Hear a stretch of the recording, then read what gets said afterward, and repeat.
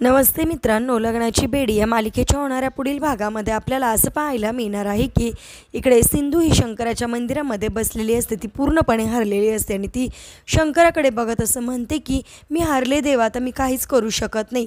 त्या क्षणी तिथे एक व्यक्ती बसलेला असतो। तो व्यक्ती सिंधूला असं म्हणतो की आता रडायचं नाही तर आता लढायचं आणि तू लढ असं म्हणता क्षणी लगेचच इकडे सिंधूला एनर्जी येते आणि सिंधू चक्क शंकरापुढे तांडव नृत्य करताना आपल्याला दिसते।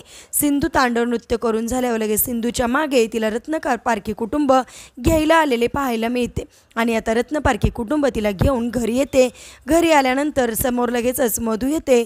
मधूला बघून इकडे सिंधू राघवचा हात धरते आणि म्हणते की मी आता ऑफिशियली यांची बायको झाली आहे, म्हणून मी आता गृहप्रवेश करणार आहे।